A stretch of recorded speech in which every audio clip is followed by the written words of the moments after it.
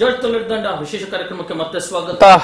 ಸಚಿವ ಜಾರ್ಜ್ ಪತ್ರಿಕಾಗೋಷ್ಠಿಯನ್ನು ಉದ್ದೇಶಿಸಿ ಮಾತನಾಡ್ತಿದ್ದಾರೆ. ತಮ್ಮ ಕುರಿತ ರಾಜೀನಾಮೆಗೆ ಸಂಬಂಧಪಟ್ಟ ಹಾಗೆ ಹಲವಾರು ಮಾಹಿತಿಗಳನ್ನು ಅವರು ಕೊಡ್ತಾ ಇದ್ದಾರೆ. ಬನ್ನಿ ನೋಡೋಣ. ಈಗ ನಾನು ಯಾವುದೇ ವಿಚಾರದಲ್ಲಿಯೂ ನಾನು ಪ್ರತಿಕ್ರಿಯೆ ಕೊಡೋದಿಲ್ಲ. ಏನು ನ್ಯಾಯಾಂಗ ಹೇಳಿದ್ರೆ ಅದನ್ನು ನೋಡ್ತೀನಿ. ನನ್ನ ಕಾನೂನು ತಜ್ಞರೊಟ್ಟಿಗೆ ಮಾತಾಡ್ತೀನಿ, ಮುಖ್ಯಮಂತ್ರಿಗಳೊಟ್ಟಿಗೆ ಮಾತಾಡ್ತೀನಿ. ಅದರಲ್ಲಿ ಪಾತ್ರದ ವಿಚಾರದಲ್ಲಿ ಯಾವುದಾದರೂ ದಾಖಲೆ ಇದ್ದರೆ ಅದನ್ನು ಕೊಡಿ ಎಂಬುದಾಗಿ ಸಮೇತ ಹೇಳಿದ್ದೀನಿ. ಮತ್ತು ಆ ದಿವಸ ಸಮೇತ ನಾನು ಹೇಳಿದ್ದೀನಿ, ನಾನು ಅಧಿಕಾರಕ್ಕೆ ಅಂಟಿಕೊಂಡಿಲ್ಲ. ಬಹುಶಃ ಯಾವುದೇ ತಪ್ಪು ಮಾಡಿದರೂ ಶಿಕ್ಷೆ ಅನುಭವಿಸಲಿಕ್ಕೆ ತಯಾರಾಗಿದ್ದೀನಿ ಅಂತ ಹೇಳಿದ್ದೀನಿ.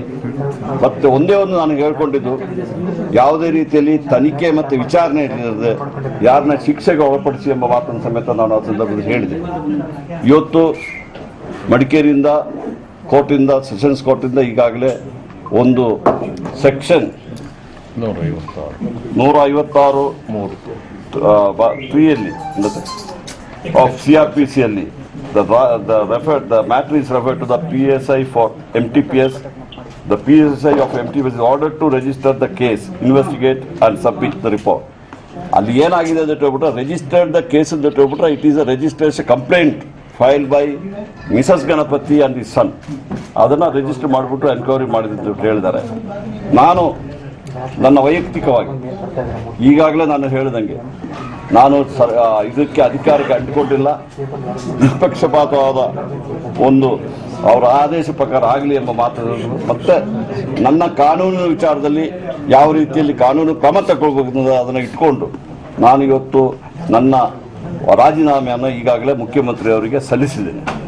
ಒಂದೇ ಒಂದು ನನಗೆ ಮಾಧ್ಯಮದವರಲ್ಲಿ ಒಂದೇ ಒಂದು ವಿನಂತಿ ಮಾಡ್ತಾ ಇದ್ದೀನಿ, ದಯವಿಟ್ಟು ಏನು ನ್ಯಾಯಾಂಗದಲ್ಲಿ ಏನಾಗಿದೆ, ನ್ಯಾಯಾಂಗದ ಮೇಲೆ ಸಂಪೂರ್ಣವಾದ ವಿಶ್ವಾಸ ಇಟ್ಟುಕೊಂಡಿದ್ದೀನಿ ನಾನು. ಇವತ್ತು ನ್ಯಾಯಾಂಗದವರು ಈಗಾಗಲೇ ಮುಖ್ಯಮಂತ್ರಿ ಹೇಳಿದಂಗೆ ಮ್ಯಾಜಿಸ್ಟ್ರೇಟ್ ಕೋರ್ಟ್ ಇರ್ಬೋದು, ಡಿಸ್ಟ್ರಿಕ್ಟ್ ಕೋರ್ಟ್ ಇರ್ಬೋದು, ಹೈಕೋರ್ಟ್ ಇರ್ಬೋದು, ಸುಪ್ರೀಂ ಕೋರ್ಟ್ ಇರ್ಬೋದು, ಎಲ್ಲ ಇದಕ್ಕೂ ಸಮೇತ ನಾವು ತಲೆ ಬಾಗ್ತಾ ಇದ್ದೀವಿ. ಅದಕ್ಕೋಸ್ಕರವಾಗಿ ಮಾಡ್ತಾ ಇದ್ದೀನಿ. ನ್ಯಾಯಾಂಗದಲ್ಲಿ ಸಂಪೂರ್ಣ ವಿಶ್ವಾಸ ಇಟ್ಟಿದ್ದೀನಿ, ತನಿಖೆಯಲ್ಲಿ ಸಂಪೂರ್ಣ ವಿಶ್ವಾಸ ಇಟ್ಟಿದ್ದೀನಿ. ಆ ನಿಜ ಸಂಗತಿ ಹೊರಗಡೆ ಬರಲಿ ಎಂಬುದಾಗಿ ನಾನು ಈಗಾಗಲೇ ತಮ್ಮ ಮೂಲಕ ಇಡೀ ಸಾರ್ವಜನಿಕ ಬಂಧುಗಳಲ್ಲಿ ಹೇಳ್ತಾ ಇದ್ದೀನಿ.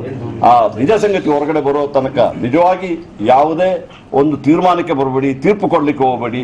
ಆ ನಿಜ ಸಂಗತಿ ಹೊರಗಡೆ ಬರೋ ತನಕ ಯಾರು ನಿರಪರಾಧಿಗಳನ್ನ ಅಪರಾಧಿಗಳಿಂದ ಹೇಳಲಿಕ್ಕೆ ಹೋಗಬೇಡಿ ಎಂಬುದಾಗಿ ತಮ್ಮ ಮೂಲಕ ಕೈ ಮುಗಿದ್ಬಿಟ್ಟು ಎಲ್ಲ ಸಾರ್ವಜನಿಕರಲ್ಲಿ ಮತ್ತು ವಿರೋಧ ಪಕ್ಷವನ್ನು ಕೇಳ್ತಾ ಇದ್ದೀನಿ.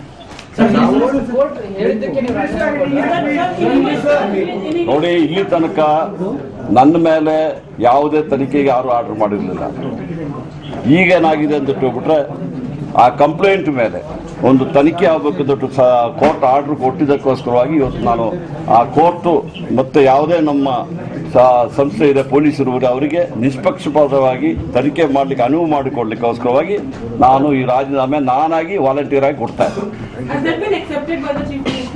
That you have to ask the Chief Minister. I have submitted my resignation. That is left to...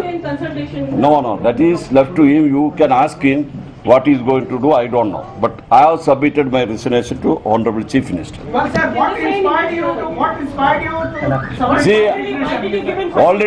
already I made a clear statement in the Legislative Assembly and the Council. You can go to the record. I made it very clear that I am not attached to the power. Power is, I am in the public life for 45 years. I am come here to serve the public. But if somebody is putting an allegation against, I wanted to come clean. That's why now the court, as per the court direction is there, I am submitting. But it doesn't mean I also go for a legal remedy. That I will take my legal remedy action immediately, consulting my legal experts. See, whatever legal options I got, I will do it. Can you go against this order to High Court tomorrow? See, whatever the legal option is left to me, you wait and see. Whatever legal option is left to me, I will consult with my legal experts, my advocates. I will take action. Sir, ಈಗ ಪ್ರತಿಪಕ್ಷಗಳು ಆರೋಪ ಮಾಡ್ತಾ ಇದ್ದಾರೆ, ಅಂದ್ರೆ George ರವರು ಒಂದು ATM card ರೀತಿ ಇದ್ದಾರೆ, ಅದಕ್ಕೋಸ್ಕರ ಇಷ್ಟು ದಿನ ಅವ್ರನ್ನ ರಾಜೀನಾಮೆ ಪಡಿತಾ ಇರಲಿಲ್ಲ. ಏನಂದ್ರೆ ಅವೆಲ್ಲ ಕೇಳ್ತೀರಿ, ಜವಾಬ್ದಾರಿ ಇರ್ಬೇಕ್ರಿ. ನೀವು ಮಾಧ್ಯಮದವ್ರಿಗೂ ಜವಾಬ್ದಾರಿ ಇರ್ಬೇಕು. ಕೇಳ್ರಿ, ಅವ್ರು 1000 ಹೇಳ್ತಾರೆ. ಕೋರ್ಟ್ ಡೈರೆಕ್ಷನ್ ಕೊಟ್ಟಿದೆ, ಕೋರ್ಟ್ ಡೈರೆಕ್ಷನ್ ಗೌರವ ಕೊಡ್ತಾ ಇದ್ದಾರೆ. ಅವ್ರಿಗೆ ಕೇಳಿ. ನೋಡಿ, ಲಿಮಿಟ್ ಫಾರ್ ಅವ್ರದ್ದು ಆರೋಪಗಳು ಸತ್ಯಕ್ಕೆ ದೂರವಾಗಿದೆ. ಬಹುಶಃ ನಾನು ಈಗಾಗಲೇ ಸ್ಪಷ್ಟವಾಗಿ ಹೇಳಿದ್ದೀನಿ, ಯಾವುದೇ ಆರೋಪ ಇರಬೇಕಾದ್ರೆ ಅದಕ್ಕೆ ಸಾಕ್ಷ್ಯಾಧಾರ ಇರಬೇಕು. ಅಧಿಕಾರಿಗೆ ಅಂಟಿಕೊಂಡಿಲ್ಲ, ಪಕ್ಷಪಾತವಾದ ಒಂದು ಅವರ ಆದೇಶ CRPCಯಲ್ಲಿ ಜಾರ್ಜ್ ಪತ್ರಿಕಾಗೋಷ್ಠಿಯನ್ನು ನಡೆಸ್ತಾ ಇರತಕ್ಕಂಥದ್ದು ನನ್ನ ರಾಜೀನಾಮೆಯನ್ನು ಮುಖ್ಯಮಂತ್ರಿಗಳಿಗೆ ಸಲ್ಲಿಸಿದ್ದೀನಿ ಅನ್ನುವಂಥ ಮಾತನ್ನು ಕೂಡ ಹೇಳ್ತಾ ಇದ್ದಾರೆ. ಇದ್ರ ಜೊತೆಗೆ ಈಗಾಗಲೇ ಏನು ಕೋರ್ಟ್ ಆದೇಶವನ್ನು ಕೊಟ್ಟಿದೆ, ಮಡಿಕೇರಿಯ JMFC ಕೋರ್ಟ್, ಅದಕ್ಕೆ ತಲೆಬಾಗ್ತೇನೆ. ಜೊತೆಗೆ ಈ ಕುರಿತಂತ ಕಾನೂನು ಹೋರಾಟವನ್ನ ನಾನು ಕೂಡ ಮಾಡ್ತೇನೆ. ಏನೆಲ್ಲ ಸಾಧ್ಯತೆಗಳಿದಾವೆ ನನ್ನ ಕಡೆಯಿಂದ, ನಾನು ಕೂಡ ಕಾನೂನು ಹೋರಾಟಗಳನ್ನ ಕೂಡ ಮಾಡ್ತೇನೆ. ನನ್ನ ಮೇಲೆ ಆರೋಪ ಬಂದಿರಬಹುದು, ಆದ್ರೆ ನಾನು ಅಪರಾಧಿ ಅಲ್ಲ ಅನ್ನುವಂಥ ಮಾತನ್ನು ಕೂಡ ಹೇಳಿದ್ದಾರೆ. ಜೊತೆಗೆ ಆರೋಪಿಯನ್ನ ಅಪರಾಧಿಯನ್ನಾಗಿ ಮಾಡುವಂತಹ ಕೃತ್ಯಕ್ಕೆ ಯಾರು ಇಳಿಬೇಡಿ ಅನ್ನುವಂಥದ್ದು ಕೂಡ ಪ್ರತಿಪಕ್ಷಗಳಲ್ಲಿ ಅವರು ಮನವಿ ಮಾಡಿಕೊಂಡಿರ್ತಕ್ಕಂಥದ್ದು. ಮುಖ್ಯಮಂತ್ರಿಗಳಿಗೆ ರಾಜೀನಾಮೆ ಸಲ್ಲಿಸಿದ ಬಳಿಕ ಅವರು ಪತ್ರಿಕಾಗೋಷ್ಠಿಯನ್ನು ಮಾಡ್ತಾ ಇರತಕ್ಕಂಥದ್ದು. ಮಾಧ್ಯಮದವರೊಂದಿಗೆ ಮಾತನಾಡ್ತಾ ಸಮಗ್ರ ಪ್ರಕರಣಕ್ಕೆ ಸಂಬಂಧಪಟ್ಟ ಹಾಗೆ ನಾನು ರಾಜೀನಾಮೆಯನ್ನು ಕೊಡ್ತಾ ಇದ್ದೇನೆ, ನನ್ನ ಮೇಲೆ ಆರೋಪ ಬಂದಿದೆ, ಹಾಗಾಗಿ ರಾಜೀನಾಮೆಯನ್ನು ಕೊಡ್ತಾ ಇದ್ದೇನೆ ಅನ್ನುವಂಥ ಮಾತನ್ನು ಕೂಡ ಹೇಳ್ತಾ ಇದ್ದಾರೆ.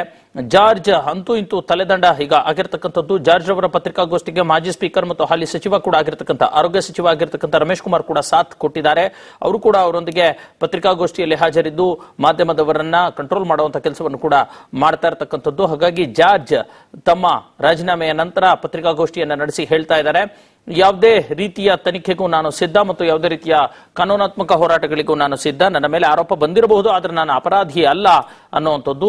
ನನ್ನ ಪ್ರಕಾರ ಏನೆಲ್ಲ ಕಾನೂನಾತ್ಮಕ ಹೋರಾಟಗಳನ್ನು ಮಾಡಬೇಕು ಅದನ್ನ ಮಾಡ್ತೀನಿ ಅನ್ನುವಂಥ ಮಾತನ್ನು ಕೂಡ ಅವರು ಹೇಳ್ತಾ ಇದ್ದಾರೆ. ಮಧ್ಯಾಹ್ನ ಅಷ್ಟೇ ಒಂದು ಮಾತನ್ನ ಹೇಳಿದ್ರು, ಕೋರ್ಟ್ ಆದೇಶ ಏನು ಕೈ ತಲುಪಿಲ್ಲ, ಕೋರ್ಟ್ ತೀರ್ಪೇನೇ ಇದ್ರು ಅದಕ್ಕೆ ತಲೆಬಾಗ್ತೇನೆ ಅನ್ನುವಂಥ ಮಾತನ್ನು ಕೂಡ ಹೇಳಿದ್ರು. ಈಗ HD ಕುಮಾರಸ್ವಾಮಿ ಅವರು ಕೂಡ ಸಮಗ್ರ ಪ್ರಕರಣಕ್ಕೆ ಸಂಬಂಧಪಟ್ಟ ಹಾಗೆ ತಮ್ಮ ಪ್ರತಿಕ್ರಿಯೆಯನ್ನು ಕೊಟ್ಟಿದ್ದಾರೆ. ಅವರ ಒಂದು ಪ್ರತಿಕ್ರಿಯೆ ಏನಿದೆ ನೋಡೋಣ. ಅಧಿಕಾರಿಗಳ ಜೊತೆಗೆ ಮೊದಲು ಕೆಂಪಯ್ಯ ಅವರಿದ್ದಾರಲ್ಲ, ಈ ಸರ್ಕಾರ ದಾರಿ ತಪ್ಪಿಸ್ಲಿಕ್ಕೆ ಮೊದಲು ಅವ್ರದ್ದು ತಗೊಳ್ಳಿ ರಾಜೀನಾಮೆ.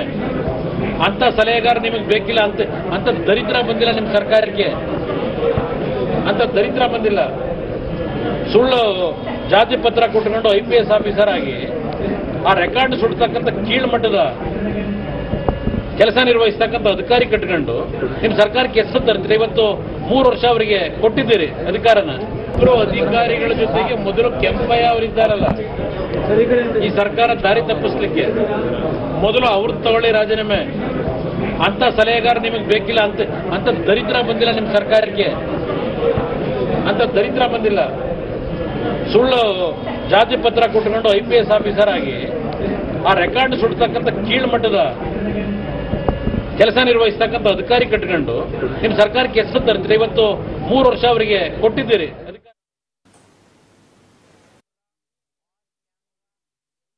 ಕೋರ್ಟ್ ತೀರ್ಪಿನ ಬಳಿಕ ಡಿವೈಎಸ್ಪಿ ಗಣಪತಿ ಪತ್ನಿ ಪಾವನ ಪ್ರತಿಕ್ರಿಯೆ ನೀಡಿದ್ದಾರೆ. ಅವರು ಏನ್ ಹೇಳಿದ್ದಾರೆ ನೋಡೋಣ. ಅದು ಗೊತ್ತಾಯ್ತು, FIR ಇದು ಮಾಡಿದ್ದಾರೆ ಅಂತ. ನೋಡೋಣ, ಮುಂದೆ ನ್ಯಾಯ ಸಿಗ್ಬೋದು ಅಂತ ನಂಬಿಕೆ ಇದ್ದೀನಿ ಅಷ್ಟೇ, ಬೇರೆ ಏನಿಲ್ಲ. ಹೌದು ಹೌದು, ಅದಕ್ಕೆ ನಾವು ಕೋರ್ಟಿಗೆ ಅಪ್ಲೈ ಮಾಡಿದ್ವಿ. ಇವಾಗ ಅದ್ರ ಥ್ರೂ ಸಿಕ್ಕಿದೆ.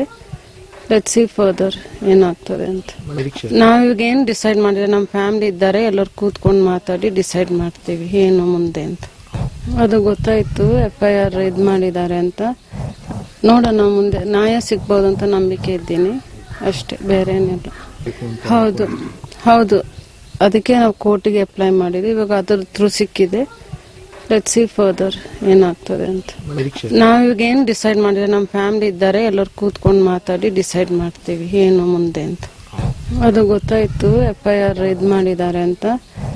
ನೋಡೋಣ, ಮುಂದೆ ನ್ಯಾಯ ಸಿಗ್ಬೋದು ಅಂತ ನಂಬಿಕೆ ಇದ್ದೀನಿ ಅಷ್ಟೇ, ಬೇರೆ ಏನಿಲ್ಲ. ಹೌದು ಹೌದು, ಅದಕ್ಕೆ ನಾವು ಕೋರ್ಟಿಗೆ ಅಪ್ಲೈ ಮಾಡಿದ್ವಿ. ಇವಾಗ ಅದ್ರ ಥ್ರೂ ಸಿಕ್ಕಿದೆ.